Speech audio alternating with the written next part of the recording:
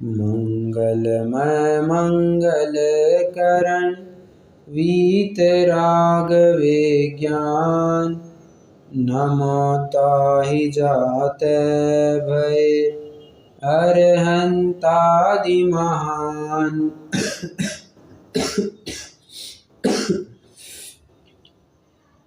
करि मंगल करि हो महा ग्रंथ करण को काज, जाते मिले समाज सब पावे निज पद राज।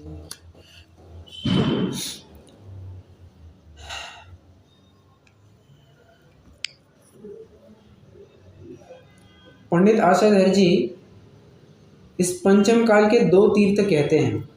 एक जिनवाणी, दो जिनवाणी के उपदेशदाता, ऐसे वक्ता, ऐसे विद्वान। हम समझ सकते हैं कितना अनन्य साधारण महत्व विद्वानों को दिया जाता था, दिया जाना चाहिए।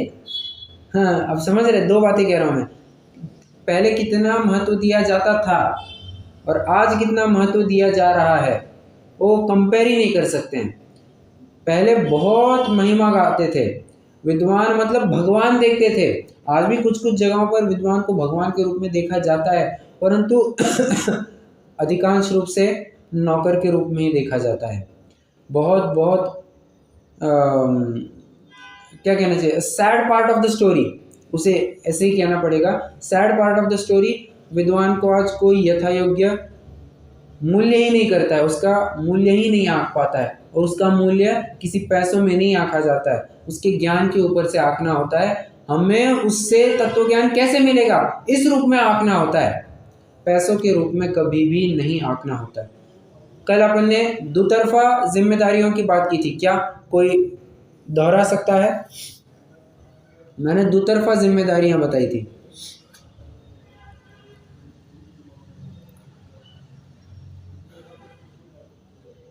बताइए।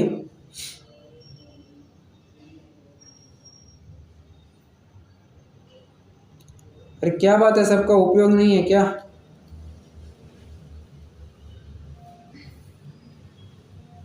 कल मैं नहीं थी भैया जी, तुम्हारे तो माध्यम ही नहीं है। ओके, पर मैंने YouTube पर तो डाल दिया था तो अभी एक्सक्यूज भी नहीं दे सकते।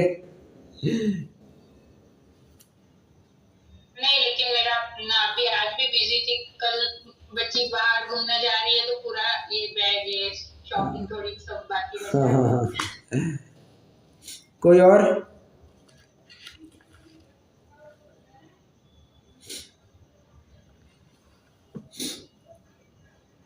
अरे कोई नहीं, अरे क्या बात है, क्या पूछ रहे भैया जी? अरे कहाँ है आप? ग्रुप में नहीं है तो कक्षा में भी नहीं है क्या? मैं ये पूछ रहा हूँ कल मैंने समाज और विद्वान इन दोनों के ऊपर क्या क्या जिम्मेदारियां होती है, एक दुतरफा जिम्मेदारी की मैंने बात की थी। अब छोड़िए, मैं तो मैं ही बता देता हूँ, आप सोचने में वक्त मत जाया कीजिए। समाज को किसी भी प्रकार से विद्वान को नौकर नहीं समझना चाहिए, उसकी हर एक आवश्यकता को पूर्ण करना चाहिए, जिससे वो धर्म साधना में अपना पूरा योगदान दे पाए। धर्म साधना से वो चूक नहीं पाए, जिन शासन की सेवा से वो चूक ना पाए, इसका पूरा ख्याल समाज को रखना चाहिए। और इसके बदले में विद्वान ने क्या करना चाहिए? विद्वान ने 1 रुपए की अपेक्षा ना रखते हुए जिन शासन की सेवा करनी चाहिए। उसे ये नहीं देखना चाहिए कि समाज मेरी व्यवस्था कर रही है नहीं कर रही है, उन्होंने मुझे 1 रुपया दिया नहीं दिया, मेरे रोटी की व्यवस्था हो रही है नहीं हो रही है।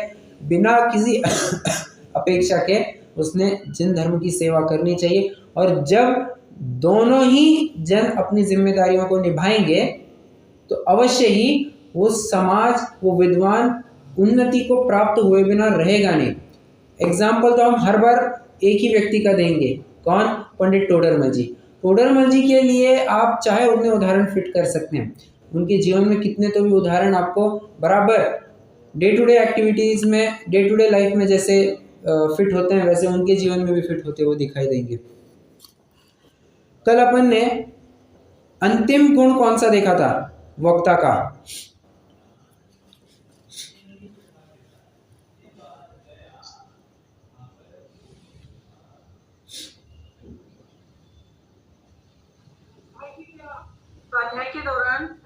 मान नहीं। ओके, स्वाध्याय के दौरान क्रोध मान नहीं करना चाहिए। प्रश्न है मेरा, यहाँ पर सिर्फ क्रोध और मान को क्यों लिया, कषायों को क्यों नहीं लिया, साई कषायों को क्यों नहीं लिया?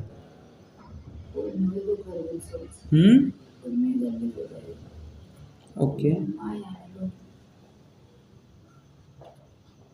क्रोध करेगा तो वो श्रोता डरेगी कि उससे क्वेश्चन ही नहीं पूछ पाएंगे, कुछ नहीं आएगा। तो ठीक है,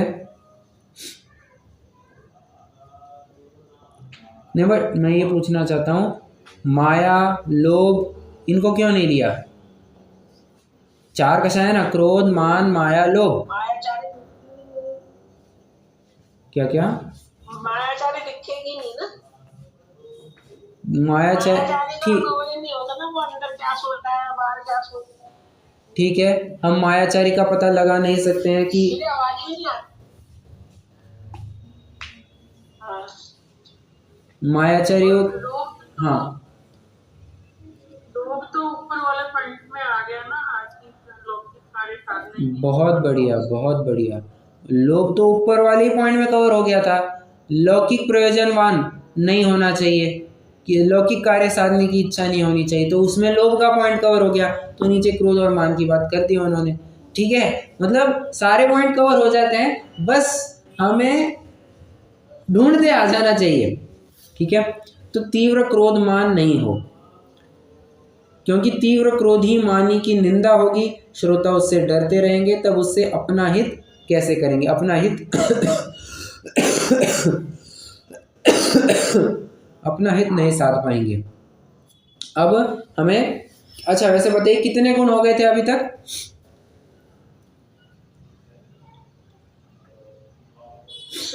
6 गुण हो गए थे, बराबर। आज 7, 8, 9 तीनों गुणों को पूरा करके पेज नंबर 15 आज किसी भी हालत में पूरा करना ही है। ठीक है, देखिए 7वां गुण पढ़ते हैं। पुनश्च वक्ता कैसा होना चाहिए कि जो स्वयं ही नाना प्रश्न उठाकर स्वयं ही उत्तर दे, अथवा अन्य जीव अनेक प्रकार से बहुत बार प्रश्न करे, तो मिष्ट वचन द्वारा जिस प्रकार उनका संदेह दूर हो उसी प्रकार समाधान करे। इसके लिए आप पॉइंट नंबर 7 लिख सकते हैं, शंका समाधान या प्रश्नोत्तरी शैली कुछ भी दीजिए, दोनों भी दीजिए, काम कीजिए, शंका समाधान ऑब्लिक प्रश्नोत्तरी शैली, ऐसा। अब देखिए यहाँ पर क्या कहना चाहते हैं, स्वयं ही नाना प्रश्न उठाकर स्वयं ही उत्तर देना। प्रायः वक्ता पढ़ाता है, श्रोता सुनते हैं, प्रश्न श्रोताओं की तरफ से आते हैं, परंतु अभी थोड़ा सा ट्रेंड चेंज होते जा रहा है। आप देख पा रहे होंगे, विद्वान ही कई बार प्रश्न पूछ देते हैं, आप बताओ इसका क्या उत्तर होगा, आप बताइए इस परिस्थिति में क्या किया जाना चाहिए, आप बताइए यहाँ पर कौन सी विवक्षा बैठेगी, यहाँ पर कौन सा नहीं लगा, विद्वान ही प्रश्न पूछते हैं, बराबर। तो अब आप देखिए, मैं ही आपसे प्रश्न पूछता हूँ, क्या सिर्फ प्रश्न पूछना योग्य है या प्रश्न पूछ करके उसका उत्तर भी देना योग्य है? क्या करना चाहिए?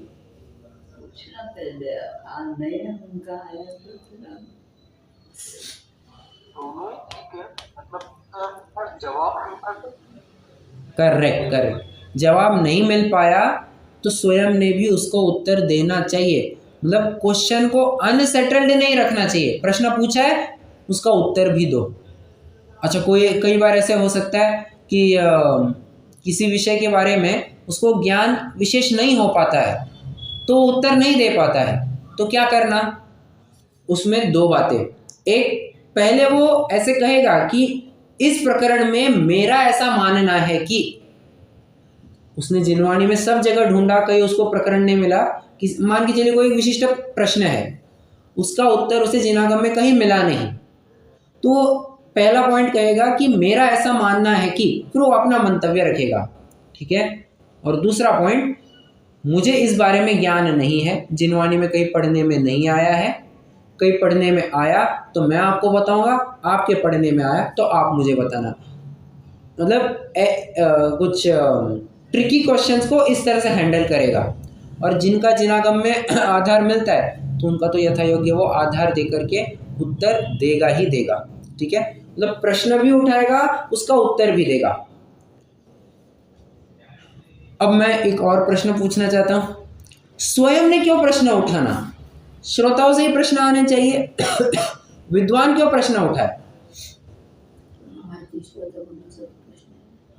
उसको पता है श्रोताओं के ऐसे प्रश्न। जैसे टोडरमल जी ने भी ग्रंथ लिखा तो उन्होंने भी प्रश्न खुद ही लिखे और खुद ही उत्तर दिए। नहीं ठीक है, बट स्वयं ही क्यों प्रश्न उठाए? प्रश्न मैं तो ऐसे पूछना चाहता हूँ, स्वयं ही क्यों प्रश्न उठाए? और टोडरमल जी की आप देखेंगे तो क्या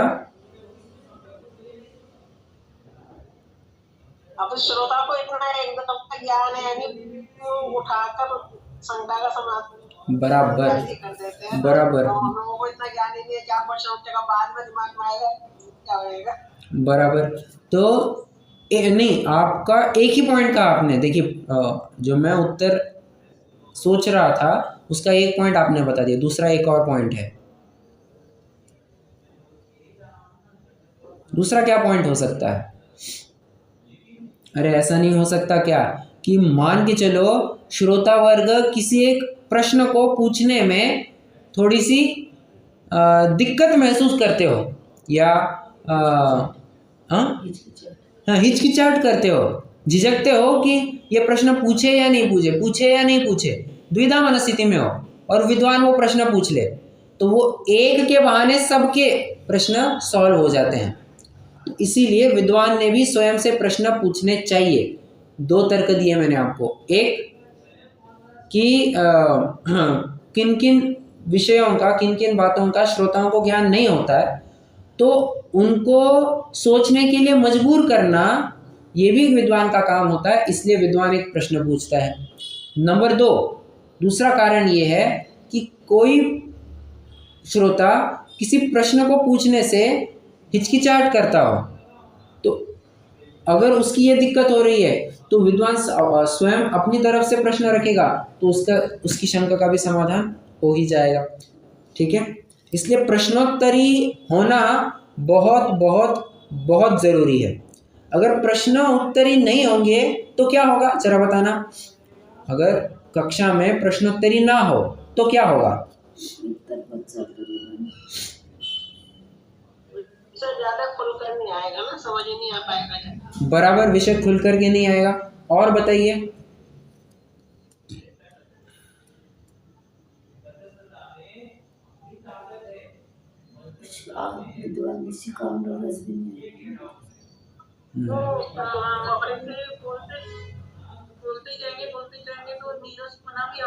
करेक्ट करेक्ट।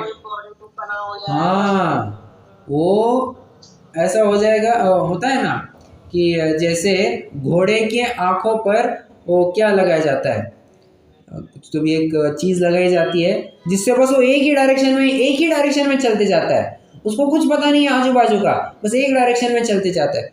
तो वक्ता अगर प्रश्नोत्तरी ना रखे, कक्षा में अगर शंका समाधान ना हो तो पूरा नीरस हो जाएगा।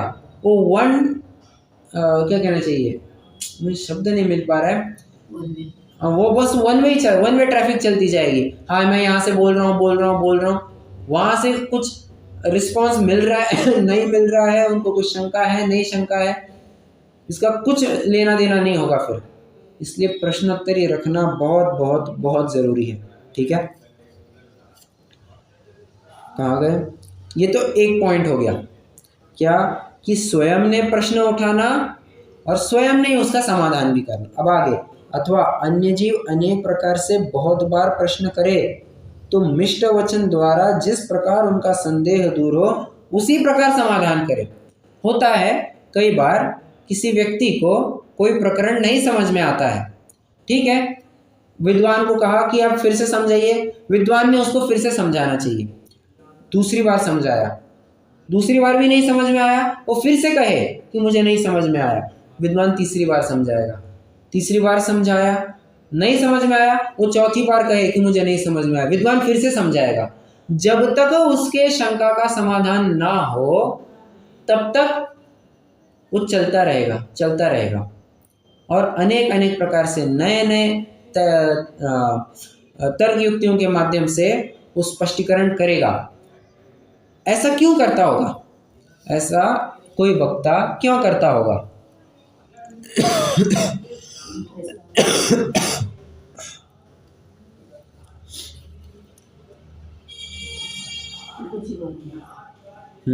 किसी विधि से समझ में आए, किसी दिन एक ही तरीके से समझ में नहीं आ पाता ना, कई बार।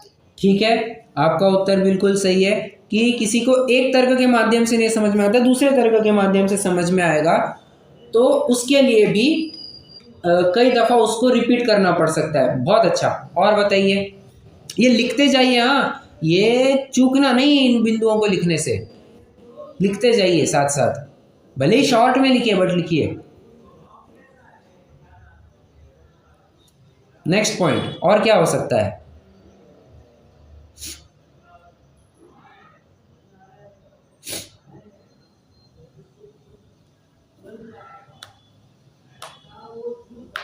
सोचिए।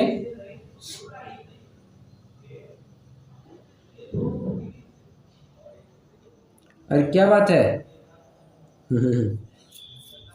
मैं बताता हूँ दूसरा तर्क।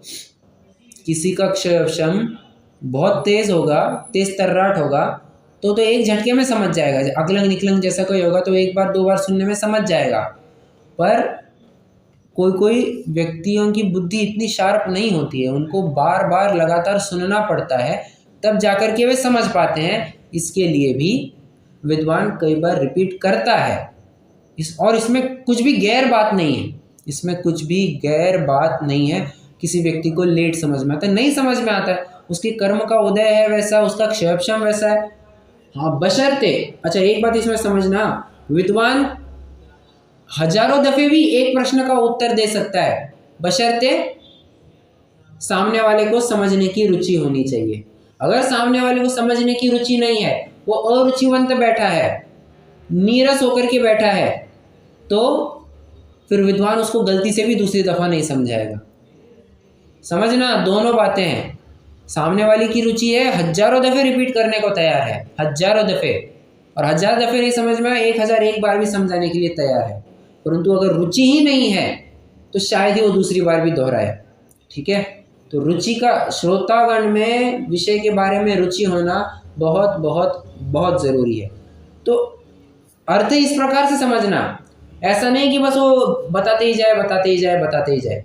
हाँ, कई आप ऐसा, अब देखिए मैं अपनी तरफ से एक बात कहना चाहता हूँ, कई बार ऐसा भी हो सकता है कि विद्वान के ऊपर भी कभी ना कभी लिमिटेशन आ जाती है। बाबा अब बस हो गया, मुझे भी थोड़ा प्रकरण आगे बढ़ाना है, तो आप पहले आपस में चर्चा कीजिए। श्रोताओं को कहेगा आप आपस में चर्चा कीजिए, समझिए दूसरों का क्या कहना है इस बारे में। आपको नहीं समझ में आता है तो मैं फिर से पढ़ाऊंगा। ये भी एक स्ट्रैटेजी ज़रूर हो सकती है, ये भी एक स्ट्रैटेजी ज़रूर हो सकती है। ठीक है, तो डिपेंड करता है वक्ता कैसा होता है।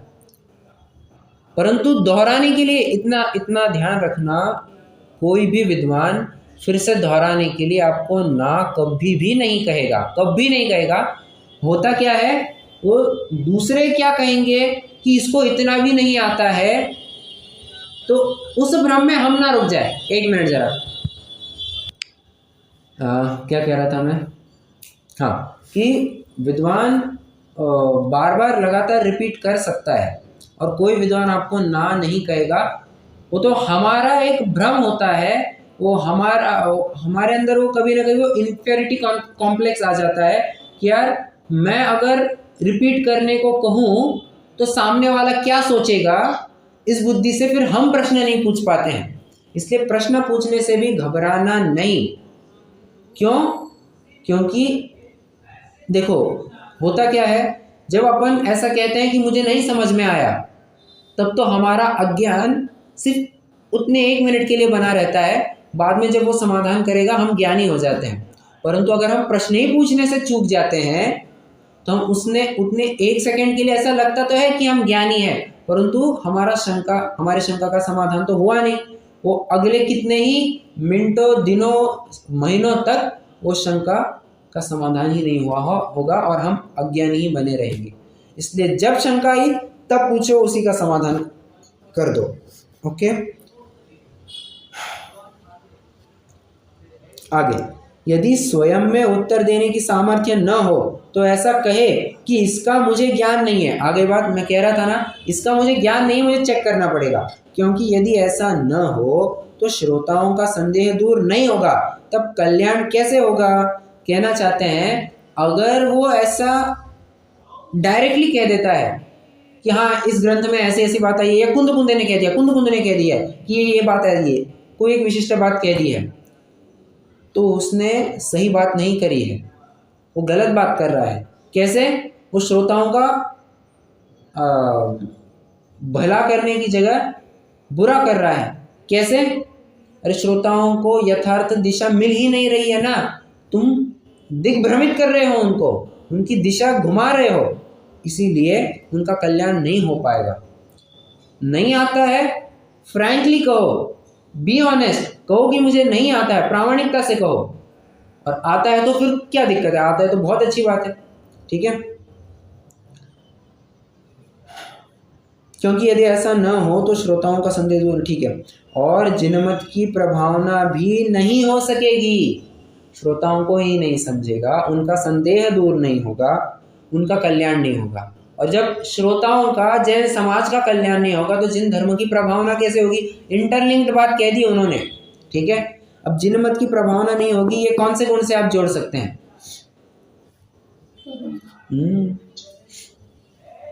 सिंपल, करेक्ट, प्रभावना गुण से आप जोड़ दीजिए इसे, ठीक है। ये हो गया गुण नंबर 7। वैसे जो अपना छठवां गुण था कि क्रोधी मानी नहीं होना चाहिए, पॉइंट नंबर 5 में अपन ने लोभीपने की बात की, तो इसमें एक पॉइंट और जोड़ देना, मुझे अभी याद आया तो मैं बता दूं। देखो, वक्ता की गद्दी, प्रवचन की गद्दी, ये कोई कषाय उगलने का जरिया नहीं है। कषाय उगलने के लिए तुम्हें प्लेटफॉर्म नहीं दिया है, तो किसके लिए दिया है? जिन शासन के वक्तव्यों को, जिन शासन के कंसेप्ट्स को बताने के लिए दिया है। तुम्हें जो संधि मिली है, जो प्लेटफॉर्म मिला है, वो जिनागम के रहस्यों को उद्घाटित करने के लिए मिला है, अपनी कषायों को उगलने के लिए नहीं। जैसे कई बार, कितने ही बार ऐसा होता है, आप यत्र तत्र देखेंगे तो आपको कई बार पता भी चलेगा। कोई विद्वान संस्था में रहते हैं, ठीक है साहब, संस्था के ट्रस्ट के, मान के चलिए ट्रस्टी भी हो गए, मान के चलिए ट्रस्टी भी हो गए, तो क्या करते हैं? प्रवचन गद्दी पर बैठे, कुंद रह गए तो बाजू में, अमृतचंद्र देव की वाणी रह गई बाजू में, क्या करेंगे? पूरे ट्रस्ट का फाइल यहाँ पर खोल देंगे। ट्रस्ट में ऐसी बातें होती है, यहाँ पर ऐसा होना चाहिए क्या, यहाँ पर व्यवस्थाएं नहीं होती है, तो जिन धर्म की प्रभाव में। अरे भले आदमी, तू जब प्रवचन करने बैठा है तो कुंद की वाणी सुनाएगा या ट्रस्ट की वाणी सुनाएगा? क्या पुराण सुनाना चाहता है तू? आदि पुराण सुनाना चाहता है या ट्रस्ट पुराण सुनाना चाहता है, या दुखद पुराण सुनाना चाहता है? नहीं, किसी भी प्रकार से प्रवचन करने बैठे, प्रवचन गद्दी पर बैठे, जिनवाणी की ही बात निकलनी चाहिए, यत्र तत्र की बातें नहीं निकलनी चाहिए। इन्होंने वैसा किया, ऐसा करना चाहिए क्या, और ट्रस्ट में या ये कुछ होता है क्या, और समाज भी हमारी कैसी है, कुछ दान नहीं देती है, कुछ नहीं करती। इन विषयों को तुम यहाँ पर क्यों छेड़ रहे हो? छोड़ो, वो बाद में निपट लेना। प्रवचन गद्दी पर बैठे हो, कषाय उगलने का ये कोई मौका नहीं है। जिनवाणी की प्रभावना करो, जिनवाणी की बात ही करो, ठीक है। तो ये एक बात थी जो आपको बहुत अच्छे से समझनी चाहिए, क्योंकि आप अगर नज़दीकी से संस्थाओं को देखेंगे, उनके ट्रस्ट को देखेंगे, बहुत बहुत बहुत बहुत खराब हालत है। आप नहीं विचार कर सकते, इतनी खराब हालत है। विद्वान आप ट्रस्ट के कार्य में घुस गए हैं, क्या मतलब क्या है? ट्रस्ट के कार्य में घुसना क्यों है? तुमको वक्तापना भी चाहिए, तुमको अनुशासन प्रशासन भी करवाना है। शासन प्रशासन अनुशासन तीनों बातें करानी है। तुम क्या क्या करोगे भले आदमी? तुम विद्वान हो, जिन शासन की सेवा में अपना पूरा समय लगाओ। इन फालतू कार्यों में अपना दिमाग खपाने की ज़रूरत नहीं है। विद्वान का एकमात्र काम होता है पढ़ो पढ़ाओ। फुल फ्लेज वो काम कर रहा है ना। तुम संस्था में आए किसके लिए हो? पढ़ाने के लिए। बराबर। तो पढ़ने पढ़ाने का ही काम करो ना, इतनी बात कहना चाहते हैं। अब आइए अपन 8वां गुण प्रारंभ करते हैं। हेडिंग लिखिए, अनीति रूप लोक निंद्य कार्यों में प्रवृत्ति न हो। अनीति रूप लोक निंद्य कार्यों की प्रवृत्ति न हो। देखिए, विद्वान को सुना कम और देखा ज्यादा जाता है। विद्वान का परिचय जब वो बोलेगा तभी उसका परिचय होगा, नहीं। जिस समय हम उस विद्वान को देख लेते हैं उसका परिचय चालू हो जाता है।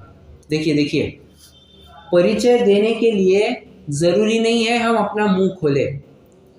परिचय उसी समय चालू हो जाता है जब हम दूसरों के नजर में आ जाते हैं। जब दूसरे हमें देखना चालू कर जाते हैं उसी समय से हमारा परिचय चालू हो जाता है। The way we talk, the way we walk, the way we express ourselves, हम जिस तरह से बात करते हैं, हम जिस तरह से चलते हैं, हम जिस तरह से हमारी एक एक एक्टिविटी को करते हैं, बस समाज उसी के ऊपर से आंख लेती है ये किस दर्जे का विद्वान है, ये किस दर्जे का। अरे विद्वान तो छोड़ो, व्यक्ति के बारे में भी ये बात होती है, तुरंत समझ लेती है समाज कि कैसा व्यक्ति है ये। तो पहले जरूरी है कि सिर्फ जिह्वा ही नहीं, जीवन भी अच्छा होना चाहिए। कथनी ही नहीं, कथनी के साथ साथ करनी भी अच्छी होनी चाहिए।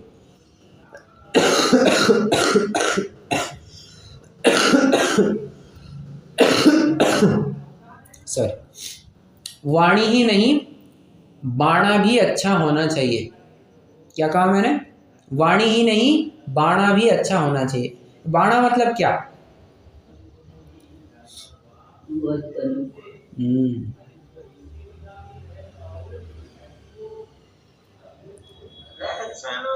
करेक्ट, रहन सहन, हमारा बोल चाल, उठना बैठना, उसको सब कहेंगे बाणा। ठीक है। कैसा होना चाहिए विद्वान? लोक निंद्य कार्यों से दूर होना चाहिए। लोक निंद्य कार्य क्या क्या होते हैं? अन्याय, अनीति, अभक्ष, इन तीनों चीजों से सबसे पहले दूर होना चाहिए। सबसे पहले अन्याय, अनीति, अभक्ष से दूर होना चाहिए। अन्याय से, अनीति से, अभक्ष से मतलब क्या? कोई भी चोरी के काम ना करता हो समझना, चोरी के काम ना करता हो। और क्या कहें, लोक में निंदनीय हो ऐसे काम नहीं करता होगा। मतलब जैसे किसी को अंडर द टेबल कुछ पास करना, अंडर द टेबल पास करना मतलब समझते हैं ना, टेबला खालून।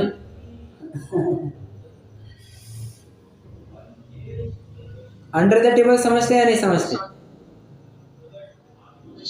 हाँ, रिश्वत देना। तो ऐसे काम भी नहीं करेगा। अच्छा, अंडर द टेबल मतलब हिंदुस्तानी आदमी। ओके, अभी बात ऐसी है कि हर एक के खून में वो बात, नस नस में वो बात बस गई है कि कुछ काम नहीं बन रहा है, साहब बताओ फाइल का वजन कितना करना है 100 ग्राम से 200 ग्राम कर दे क्या? पेपर बढ़ा के, हरी पत्ती बढ़ा करके हम फाइल का वजन बढ़ा देते हैं, बस काम कर दो, हो जाता है। आप क्या लेंगे? आपको 1 पैकेट चाहिए, 2 पैकेट चाहिए, हाँ 1 पुड़िया चाहिए, 2 पुड़िया चाहिए, आपको 1 सूटकेस भिजवा देता हूँ मैं तो सच में कहूँ, मैंने जब ये पहली बार सुना था कि मैं आपको एक बड़ा सा सूटकेस भिजवा देता हूँ। सूटकेस भिजवा देता हूँ, सूटकेस मतलब क्या, खाली बॉक्स भेज करके भेज देता होगा। फिर मैंने बहुत सोचा, उसके बाद में समझ में आया ये एक व्यापारी आदमी है, ये कुछ काम करवा के लेना चाहता है। और सूटकेस भिजवा देता हूँ मतलब उसमें बहुत सारा पैसा डाल के मैं आपको भेज देता हूँ, इतना काम करवा दो मेरा। समझ में आ रहा है? तो ऐसे काम भी वो बिल्कुल नहीं करेगा। क्यों? अरे लोक में निंदा होती है। कैसे निंदा होती है? रिसेंट एग्जांपल बताइए जरा, रिश्वत देने से निंदा होती है।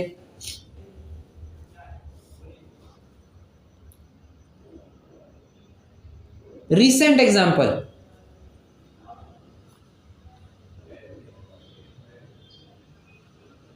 इलेक्शन में हो रहा है ना, ठीक है, पैसे बांटते हैं ये लोग। ठीक है, इलेक्शन में हो रहा है, ओके। एक और लेटेस्ट ट्रेंडिंग में, हाँ, केजरीवाल का क्या क्या केजरीवाल केजरीवाल, अरे केजरीवाल कहाँ आ गया अभी यहाँ पे?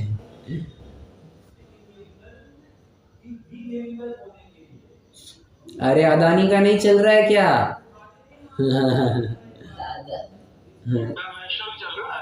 हाँ, वो तो अमेरिका तो वो तो सिर्फ देशव्यापी नहीं, अब विश्वव्यापी हो गया है, कहवत का विश्वव्यापी।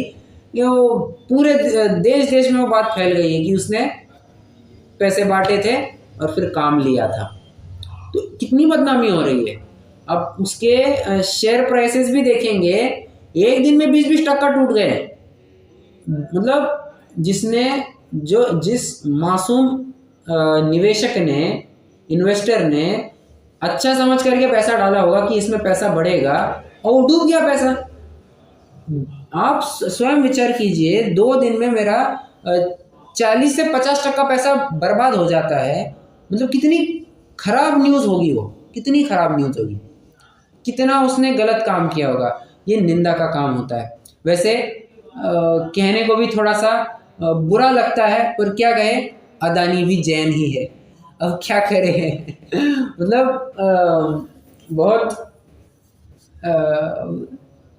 एक शर्मनाक बात, मतलब एक प्रकार से कहे तो बड़े गर्व की बात है कि अदानी जैन है, परंतु अब ये घटना सुनने के बाद लगता है यार शर्मनाक बात है, अदानी जैन है। अब थोड़ी सी दिक्कत वाली बातें हो ही जाती है। ये जो बड़े बड़े प्लेयर्स होते हैं ना, इनके लिए not correction, that's a part of their job, कैसा ट्रीट करते हैं लोग। हाँ, अपन को लगता है ये सब करेक्शन। अब बात तो सही है, बट इन जनरल अगर आप देखेंगे तो करप्शन ही तो है ना। हम उनके दृष्टि से नहीं देख रहे हैं, हम समाज की दृष्टि से विचार कर रहे हैं, संविधान की दृष्टि से विचार कर रहे हैं, एक देश की दृष्टि से विचार कर रहे हैं कि वो कार्य सही है या गलत है। उसको तो भ्रष्टाचार और करप्शन ही कहा जाएगा। हाँ, how they define is that does not matter at all. Okay, अनीति रूप लोक नीति, हाँ अच्छा, अपन कहाँ तक आए थे? अन्याय अनीति नहीं करेगा, अभक्ष्य में भी। अब उसका माइक चालू है।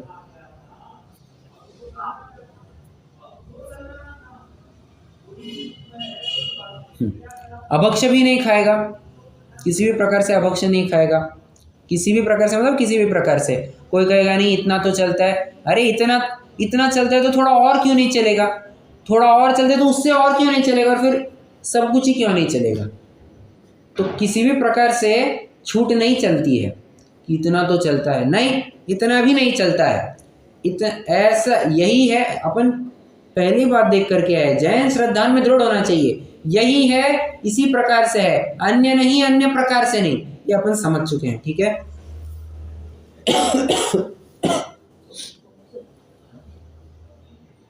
आगे, क्योंकि लोक निंदक कार्यों से वह हास्य का स्थान हो जाए, तब उसका वचन कौन प्रमाण करे। अब आप अभी का अदानी का ही एग्जाम्पल लीजिए। अब अदानी चाहे उतना कहे कि हम तो निर्दोष है, हमने कुछ नहीं किया, परंतु एक बार वो इमेज खराब हो जाने के बाद कौन तो विश्वास करता है। एक बार विश्वास गया सो गया, फिर वो विश्वास फिर से संपादित नहीं हो पाता है। सीधी सी बात है, जो ताकत एक अखंड रस्सी में होती है, उतनी ताकत उस रस्सी को तोड़ने के बाद फिर से जोड़ने में नहीं आती है उतनी ताकत। एक बार विश्वास टूट गया, वो टूट जाता है, फिर लाख या करोड़ प्रयास करने के बाद भी वो विश्वास नहीं आ पाता है। इसलिए हास्य का स्थान बन जाता है, निंदा का भी पात्र बन जाता है, और उसके वचनों के ऊपर कोई भरोसा नहीं करता है। वह जिन धर्म को लजाए, पुनश्च वक्ता कैसा, अच्छा ठीक है, वह जिन धर्म को लजाए, इससे तो जिन धर्म की नाक कटती है। मतलब देखो, यहाँ पर पंडित जी साहब सिर्फ बोलने तक सीमित नहीं रख रहे हैं, कहते हैं तुम वक्ता हो तो तुम्हारे वक्ता पाने के गुण, कहाँ पर आए थे अपन,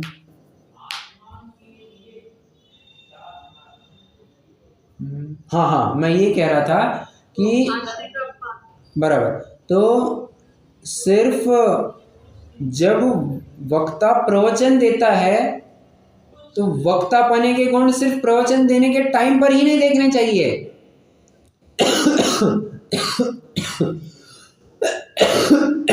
सॉरी, बिफोर प्रवचन, प्रवचन के पहले वो कैसा था, प्रवचन के बाद में वो वक्ता कैसा होता है, सबका एनालिसिस करो और फिर वो वक्ता सही है गलत है ये निर्णय करो। सिर्फ मीठा मीठा बोलने से काम नहीं होता है, करनी भी उसी प्रकार से होनी चाहिए। आगे पढ़ते हैं। पुनश्च वक्ता कैसा होना चाहिए, पॉइंट नंबर 9, इसको आप लिख सकते हैं अन्य गुण, ऐसा करके भी लिख सकते हैं।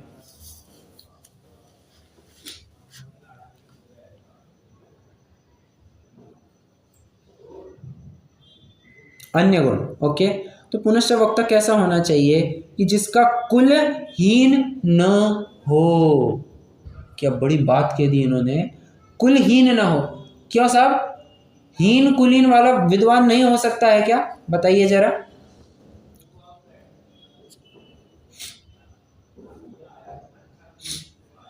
हीन कुलीन विद्वान नहीं हो सकता है क्या?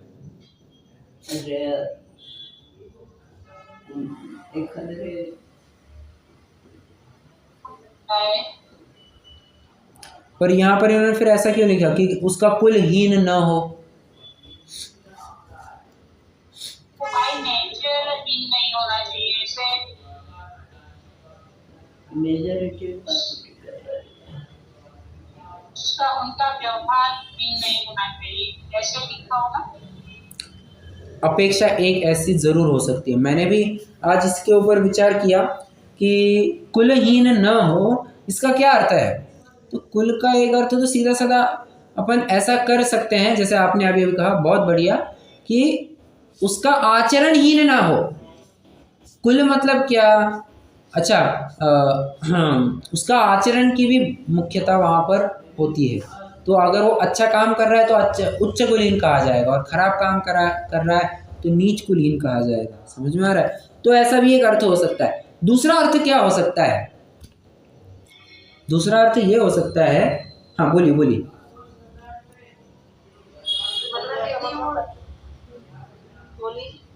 किसी ने एनिटी का काम किया हो, घर में तो वो निंदे परिवार हो, तो उससे भी इसका बदनामी बन जाएगी। ठीक है, ठीक है।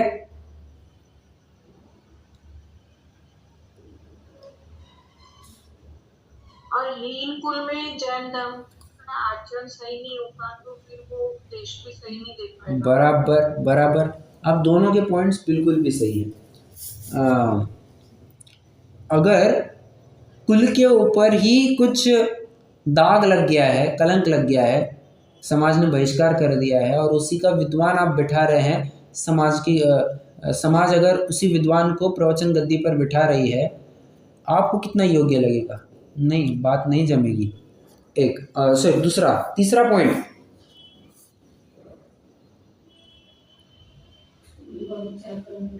तीसरा पॉइंट ये था कि हीन कुल में जन्म लेगा तो उसका आचरण भी योग्य नहीं हो पाएगा। और चौथा पॉइंट एक और,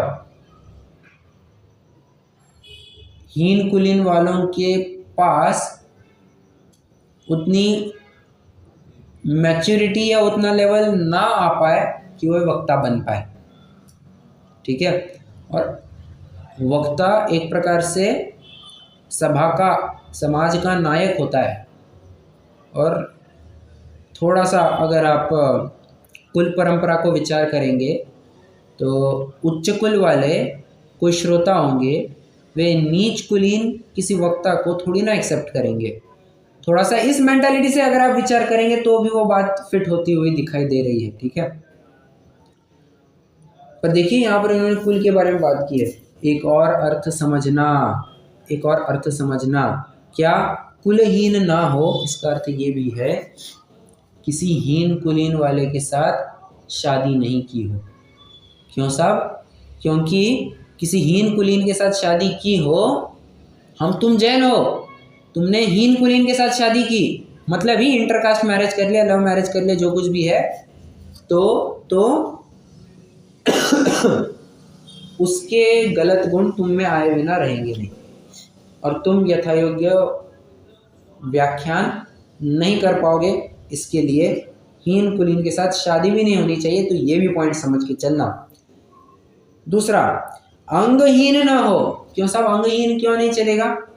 अगर तुम्हारे पास ऑप्शन अवेलेबल था कि पूरे 8 अंगों वाला है, जिसके शरीर की क्रिया भी व्यवस्थित है, तुमने उसे प्रवचन गद्दी पर बिठाने से के बजाय तुमने किसी अपंग अपाहिज व्यक्ति को बिठा दिया। हो, मैं इसका विरोध नहीं कर रहा हूँ कि उनके पास ज्ञान हो सकता है, उनके पास शैली हो सकती है, सब हो सकता है, परंतु आप विचार कीजिए, अगर किसी व्यक्ति का एक हाथ नहीं है, उस वक्ता का एक हाथ भी छोड़ो, एक उंगली नहीं है, एक उंगली नहीं है, जब भी वे प्रवचन करेंगे उस समय में समाज का ध्यान उस अधकटी उंगली के पास जाएगा या नहीं जाएगा?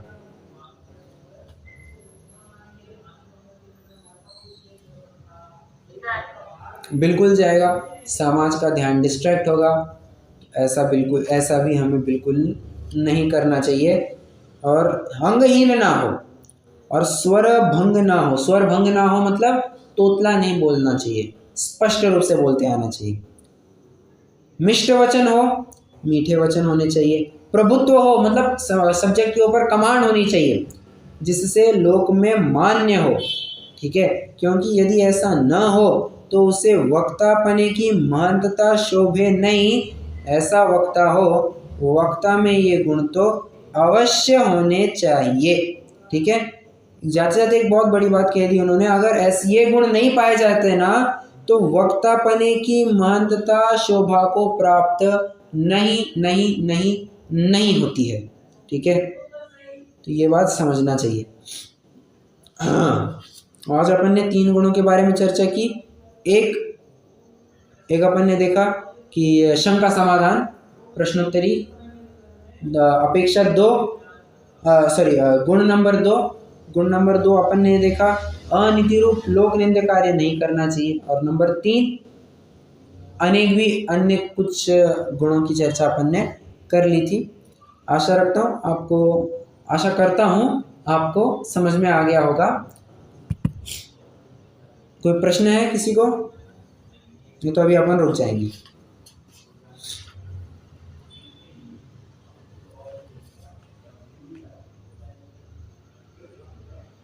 नहीं, चलिए रुकते हैं। क्या पेपर इसी लिंक पे आता है ना? यहीं पे पेपर तो यहीं पे आता है ना? ग्रुप पर आता है, तो कल मेरा पेपर भी मैं भेज दूंगा। जब तक आपको है ना ऐड नहीं करेंगे ना, तो कुछ भी आया ना तो मैं आपको भेज दूंगी, ऐसे करूंगी। आप जब तक ऐड नहीं होते देखिए